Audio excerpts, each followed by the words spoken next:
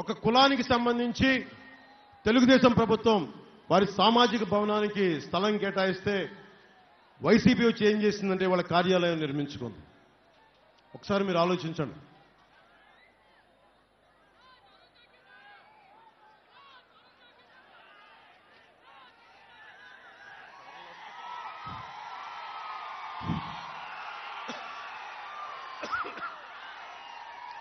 నాకు జ్వరమా అంటే మీరు ఇంత ప్రేమ ఇచ్చినప్పుడు నా జ్వరం పారిపోతుంది.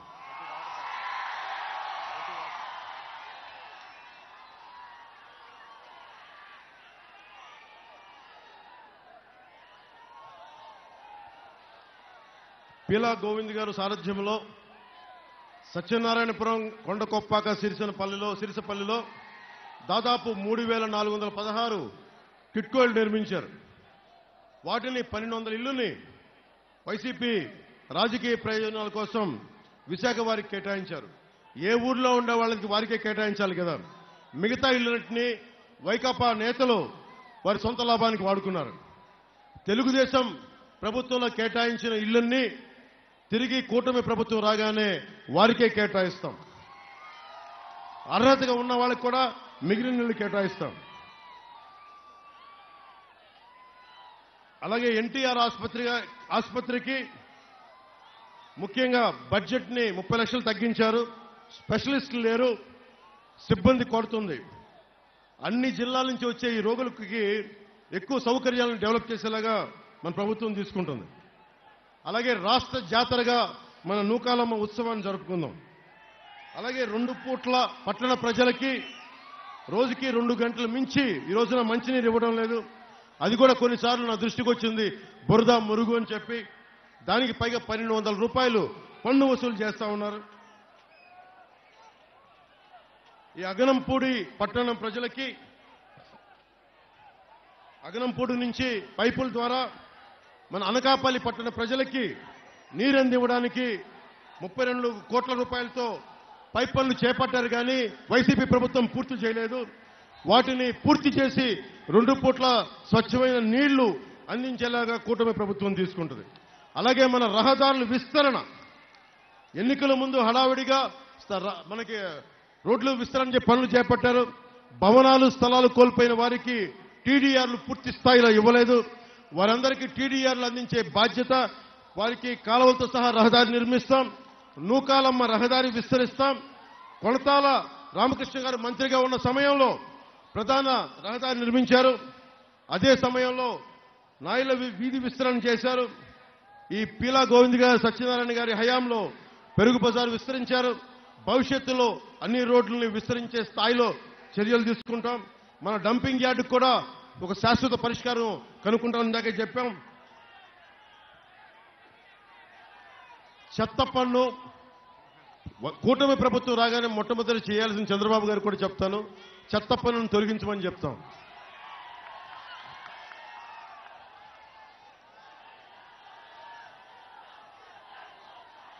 కసింకోటలో పంట పొలాలకు వెళ్లేందుకు శారదా నదిపై నిర్మిస్తున్న మన వంతెన ఆగిపోయింది, మధ్యలో ఆగిపోయింది. వంతెన పూర్తి చేస్తే గానీ నేను ఎన్నికలకు రానని చెప్పిన ఈ కోడిగుడ్డు వైసీపీ మంత్రులు ఎవరు వచ్చినా ముందు వంతెన నిర్మించమని చెప్పండి. ఎందుకంటే ఈయన అనకాపల్లి మన ఎంపీగా ఉన్నారు. రేపొద్దున కేంద్రం నిధులు మనకు అండగా ఉంటే రేపొద్దున మన అనకాపల్లి నియోజకవర్గంలో ఎలాంటి వంతెనలు కావాలన్నా కేంద్ర సహకారం కొన్ని ప్రత్యేకంగా అవసరం. అందుకని వారిని గెలిపిస్తే మటుకు మన వంతెనలకి చాలా త్వరగా మనం సాధించుకునే అవకాశం లభిస్తుంది. అలాగే రాగానే యువత కోసం పరిశ్రమలు ఏర్పాటు చేస్తాం. పేదలు సాగు చేసుకుంటున్న భూముల్ని ల్యాండ్ పూలింగ్ మీద సేకరించారు. వారికి చాలా మంది తిరిగి భూములు ఇవ్వలేదు. దాంతోపాటు వారు సాగు చేస్తున్న జీడి పంటలను తొలగించారు. దీంతో ఆదాయం పోయింది. ఆ జీడి పంట రైతులకి, భూములు కోల్పోయిన రైతాంగానికి కూటమి ప్రభుత్వం మనస్ఫూర్తిగా మీకు అండగా ఉంటుందని తెలియజేసుకుంటా ఉన్నాం.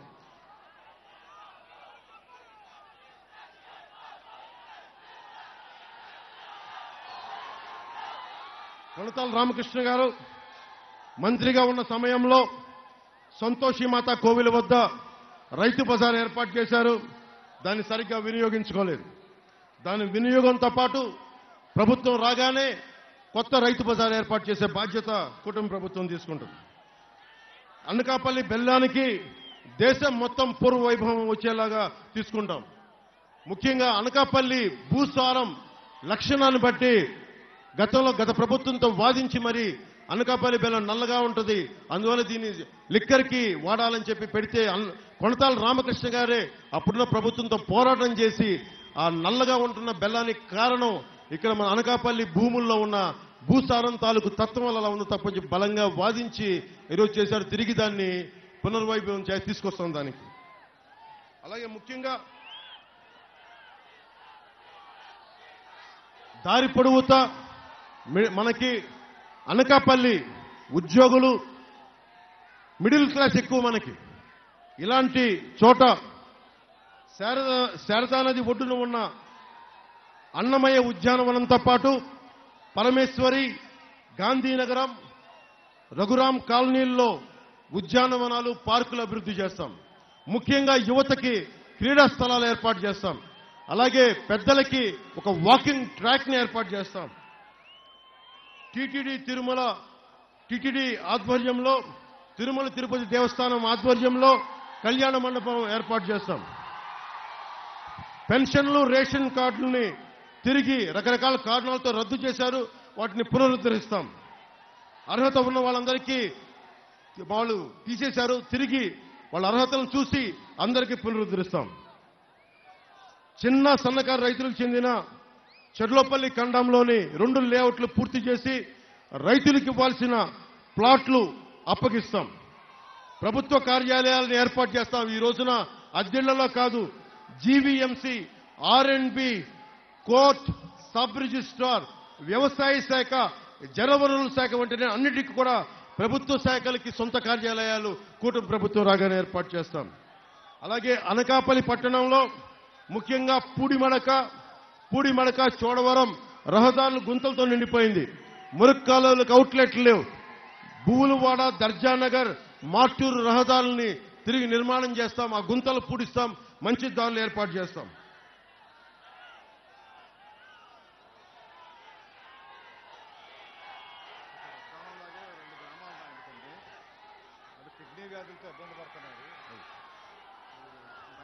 ఈ రోజున ప్రభుత్వం అడ్డదిడ్డంగా క్వారీలకి, మైనింగ్లకి పర్మిషన్ ఇచ్చింది. విపరీత కాలుష్యం వల్ల ఎక్కడో ఉద్దానంలో ఉండాల్సిన అక్కడ కిడ్నీ వ్యాధులు ఈ రోజున మన ఊళ్ళలో కూడా పడతా ఉన్నారు. అలాంటి అక్రమ మైనింగ్లన్నీ, క్వారీలన్నీ ప్రజలకు ఇబ్బంది లేకుండా మొత్తం దాన్ని సరైన చర్యలు తీసుకొని మైనింగ్ శాఖ ఆధ్వర్యంలో అక్రమ మైనింగ్లన్నీ ఆప్ చేయించే బాధ్యత మా కూటమి ప్రభుత్వం తీసుకుంటుంది. ఎందుకంటే అన్నిటికంటే కూడా ఆరోగ్యాలతో ఉండటం సగటు మనకి రాజ్యాంగం ఇచ్చి కల్పించిన హక్కు. తాగే నీరు, శుభ్రమైన నీళ్లు, స్వచ్ఛమైన గాలి మన హక్కు. ఇది మన హక్కుని కాలు రాసేది ఎవరైనా సరే వాళ్ళని తొక్కి తుంగలో దొక్కేద్దాం. వాళ్ళు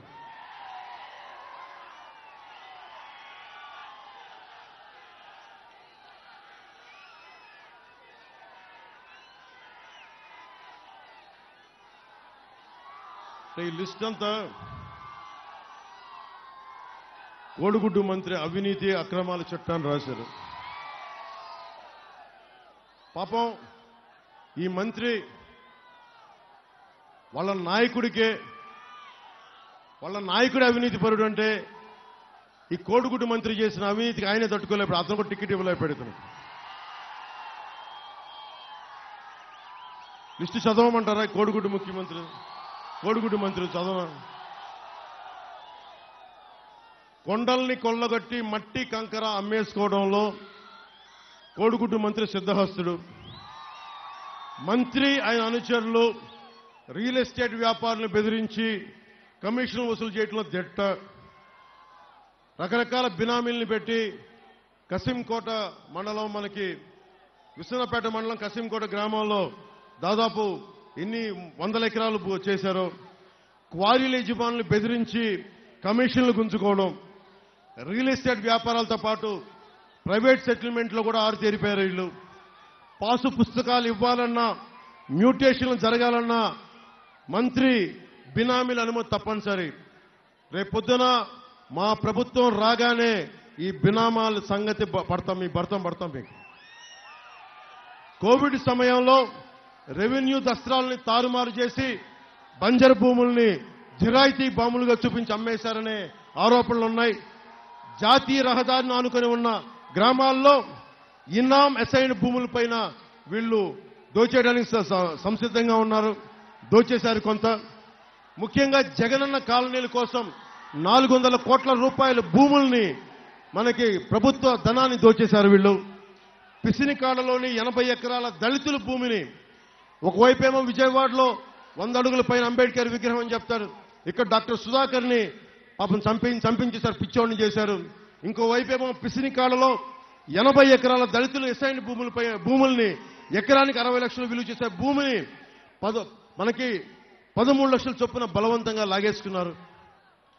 మంత్రి బినామీల్లో ఒకరు, కోడిగుడ్డు మంత్రి బినామీల్లో ఒకరు కసింకోట మండలంలో జగనన్న కాలనీలకి ప్రభుత్వంలో ఎక్కువ ధరలకు భూములు కొనుగోలు చేయించి కొంత రైతులకు ముట్ట చెప్పి మిగతాది వాళ్ళ సొంత జేబులు వేసుకున్నారు. మంత్రి బినామీల్లో క్రికెట్ బెట్టింగ్ రాయిళ్లు, మైనింగ్ మాఫియాకి రక్షణ కవచంలో నిలుస్తా ఉన్నారు. మీరు అక్రమ కేసులు పెడతా ఉన్నారు. ప్రభుత్వం రాగానే మీ బినామీలకి, ఈ రౌడిజంకి బలమైన చెక్ పెడతాం.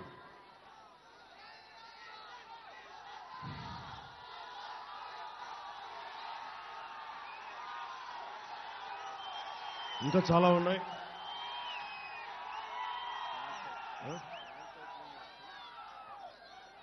మీరు ఒకసారి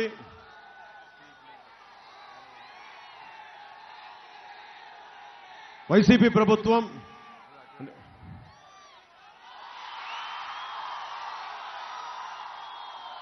కొనతాల రామకృష్ణ గారు బాధపడుతుంది ఏంటంటే పోలవరం గురించి చెప్పని.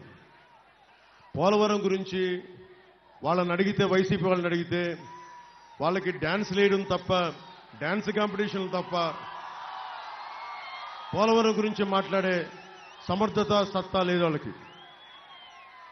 ఎందుకు ప్రత్యేకించి మన సీఎం రమేష్ గారిని, ఎందుకు నేను భారతీయ జనతా పార్టీని, ప్రధానమంత్రి గారిని అభ్యర్థించి మరీ ఆంధ్రాకి తీసుకొచ్చామంటే పోలవరం ప్రాజెక్టుకి ప్రధానమంత్రి గారి సహాయ సహకారాలు లేకపోతే మనకి పోలవరం ప్రాజెక్ట్ అవ్వదు.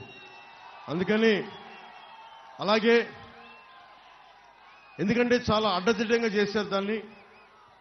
మేము ప్రతిదీ కూర్చొని పోలవరం ప్రాజెక్టు వచ్చిన 2 నెలల్లో పూర్తి చేస్తాం, ఇలాంటి అబద్ధాలు చెప్పలేం. కానీ బలంగా నిలబడతాం. సకాలంలో, సాధ్యమైనంత తక్కువ కాలంలో దాన్ని పూర్తి చేసే బాధ్యత కూటమి ప్రభుత్వం తీసుకుంటుంది.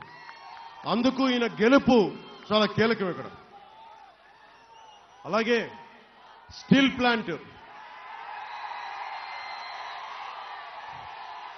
ప్లాంట్ గురించి అడుగుతా ఉన్నారు. రమేష్ గారు కూడా ఒకసారి కేంద్ర ప్రభుత్వం పెద్దలందరికీ, జాతీయ నాయకులందరికీ తీసుకెళ్ళండి. ఇక్కడ మీరు మీ గొంతు నుంచి వస్తే మన భారతీయ జనతా పార్టీ ప్రభుత్వానికి రేపొద్దున మీరు ఎంపీగా గెలిచి మన స్టీల్ ప్లాంట్ సమస్యని తీసుకొచ్చి ఇక్కడ సొంత గనులు కేటాయించండి. ఇక్కడి నుంచి దానికి సంబంధిత కృషి చేద్దాం అని మీరు ఒక బలమైన వాదన జాతీయ నాయకులకి వినిపించగలిగితే, పెద్దలందరికీ వినిపించగలిగితే, ఎందుకంటే ముఖ్యంగా స్టీల్ ప్లాంట్ ఆంధ్రప్రదేశ్ ప్రజల భావోద్వేగాలతో కూడుకుంది. లేదంటే ప్రభుత్వ స్టీల్ రంగ శైలిలో కలిపేసేయండి. మన స్టీల్ ప్లాంట్ని కాపాడుకుందాం. ఇది కూడా జనసేన నిజంగా నా కోరిక.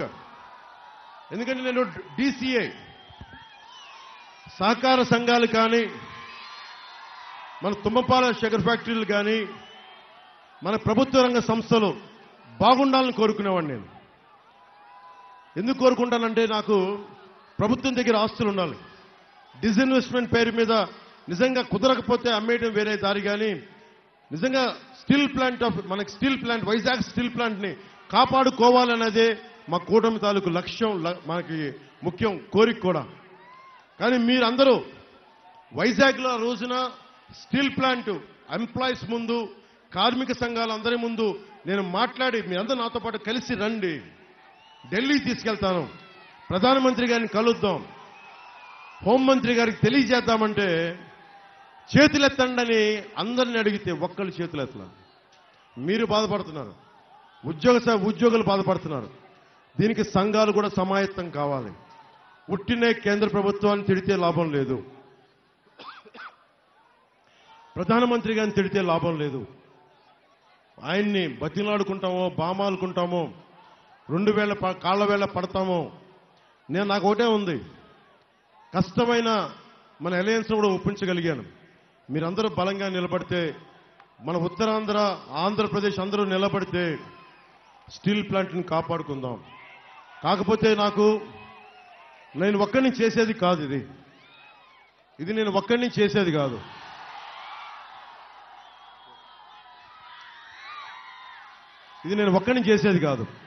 మీరందరూ కలిసి వస్తేనే నేను ఏదైనా చేయగలను. మీరందరూ కలిసి వస్తే స్టీల్ ప్లాంట్ని మనం రక్షించుకునే బాధ్యత మన కూటమి ప్రభుత్వం. కానీ మీరు రావాలి రోడ్ల మీదకి. మీరు రాకపోతే మటుకు స్టీల్ ప్లాంట్ రక్షించుకోలేం. ఎందుకంటే మీ అందరికీ కూడా బాధ్యత. ఈరోజు నేను ఓట్లు అడుగుతున్నానంటే మీరందరూ ఆలోచించండి, నాకు భవిష్యత్తుకి ఏం అవ్వదు. షూటింగ్లు చేస్తే నేను కోట్లు సంపాదించుకుంటాను, నా భవిష్యత్తు ఏమవ్వదు. నేను బలంగా ఉంటాను. నా జోలికి ఏ గుండాగాడు వస్తే కాళ్ళు కీళ్ళు ఇరక్కొట్టేస్తాను. నాకు ఆ భయాలు లేవు. నాకున్న భయం వల్ల దారిలో వస్తూ ఉంటే చిన్న బిడ్డలను ఎత్తుకొని వచ్చే బిడ్డల భవిష్యత్తు గుర్తొస్తుంది, మీ బిడ్డల భవిష్యత్తు గుర్తొస్తుంది. నేను మీకోసం తపన పడుతున్నాను తప్ప నాకేదో అధికారం కావాలనో లేదంటే వీటి కోసం నేను తపన పడట్లా. మీరు ఊహించండి, ఒక ఉద్దానం అనే సమస్య కోసం నేను పోరాడగలిగితేనే ఈ రోజున పరిష్కార మార్గం వచ్చింది, మర్చిపోకండి. ఎందుకంటే రాష్ట్రం కోసం బలంగా నిలబడే నాయకులు సమూహం కావాలి. ఒక పవన్ కళ్యాణ్ సరిపోడు, చాలా మంది బలమైన నాయకుల సమూహం, ప్రజల్ని బాగుండాలని ఆకాంక్షించే నాయకుల సమూహం కావాలి. అందుకని మీ అందరినీ దృష్టిలో పెట్టుకొని, మీ భవిష్యత్తును దృష్టిలో పెట్టుకొని మనస్ఫూర్తిగా కూటమిని గెలిపించాలని మనస్ఫూర్తిగా నేను కోరుకుంటా ఉన్నాను.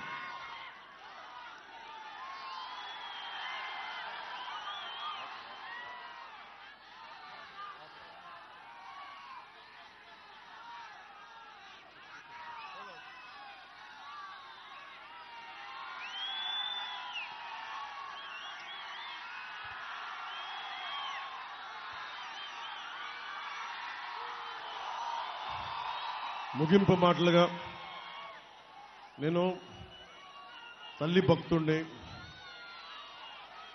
అమ్మవారి భక్తుణ్ణి, నూకాలమ్మ సాక్షిగా చెప్తున్నా, ఆంధ్రప్రదేశ్ని రక్షించుకునే బాధ్యత నేను ముందుండి నడిపిస్తాం. మా కూటమి ముందుండి నడిపిస్తుంది. మేము ఇంతమంది యువతకి నేను ఎక్కువ మాట్లాడటం కంటే కూడా మీకు ఉపాధి అవకాశాలు వచ్చే వరకు నేను పోరాడతాను. ఒక్కసారి ఈ రోజున జనసేన 50-45 స్థానాలు తీసుకోవాలని సత్తా ఉండి కూడా 21 స్థానాలకి పరిమితం చేసుకున్నాం.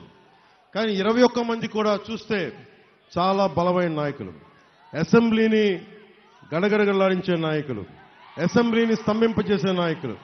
అలాంటి నాయకుడు ఒకడు ఇక్కడ మన వేదిక పైన అనకాపల్లి మనకి సభ సాక్షిగా ఉన్నారు, కొనతాల్ గారు. అలాగే రేపొద్దున ఢిల్లీలో మనకి ఉత్తరాంధ్ర గళం వినిపించాలి, ఆంధ్ర గళం వినిపించాలి అంటే మనకి సీఎం రమేష్ గారు గెలవాలి మనస్ఫూర్తిగా. ఇక్కడ నన్ను మీరు ఎప్పుడో గెలిపించేశారు. పార్టీ 2014లో పెడితే మీ గుండెల్లో పెట్టుకుని నన్ను గెలిపించారు. ఎప్పుడు నేను ఓటమి చూడలేదు. గాజువాకలో ఓడిపోయినా, భీమవరంలో ఓడిపోయినా నాకు ఓటమి తెలియలేదు. మీరిచ్చే ప్రేమ ముందు నాకు అసలు ఓటమి తెలియదు. నాకు ఓటమి తెలియని వాడిని. ప్రజల గుండెల్లో స్థానం ఉంటే నాకు అది చాలు. కానీ ఈసారి నేను కోరుకుంటుంది, నేను పిఠాపురం నుంచి ఎమ్మెల్యేగా గెలవాలని మనస్ఫూర్తిగా కోరుకుంటాను. పిఠాపురంలో ఎమ్మెల్యేగా గెలిచిన వెంటనే వచ్చి ప్రమాణ స్వీకారానికి ముందు మన నూకాలమ్మ దగ్గరికి వెళ్ళి ఆశీర్వచనాలు తీసుకుని వెళ్తాం.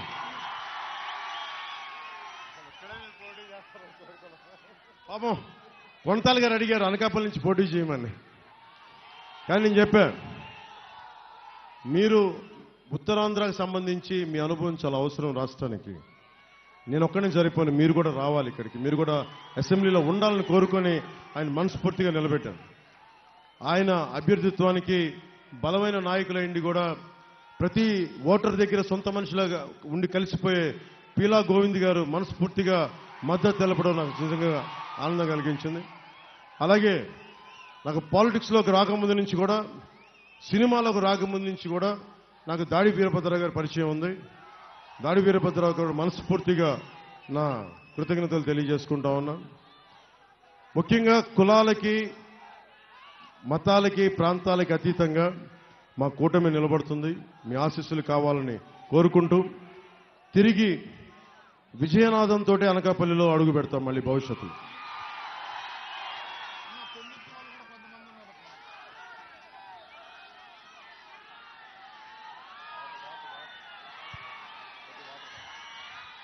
మా పంచగల రమేష్ గారికి మా పెందుర్తి వాళ్ళు కూడా ఉన్నారు, చెప్పేయమంటున్నారు. నేను పెందుర్తి సభకు వస్తాను సార్, నేను వదిలేను, మిమ్మల్ని గాల్లో వదిలేను చెప్తున్నాను. కానీ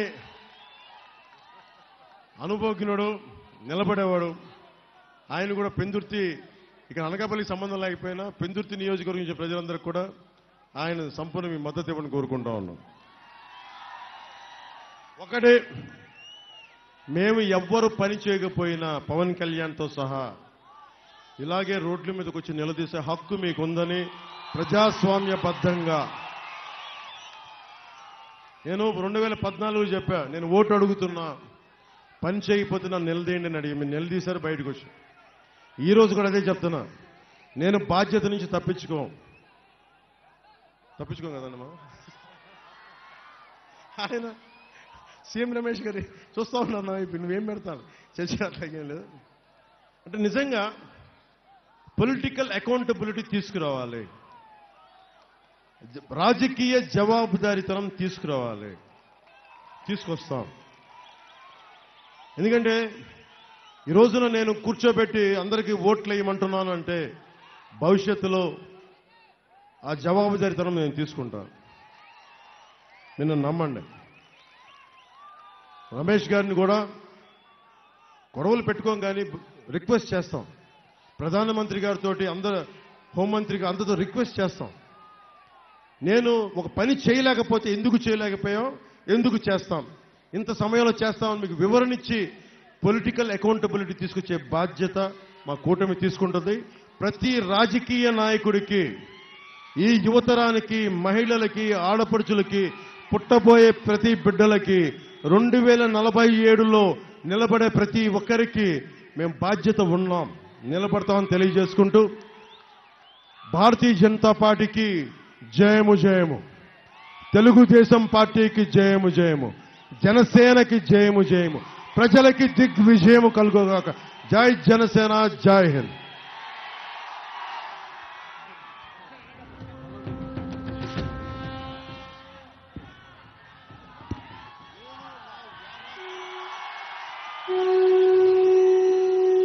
మీ మనసు అనకాపల్లి బెల్లం లాంటి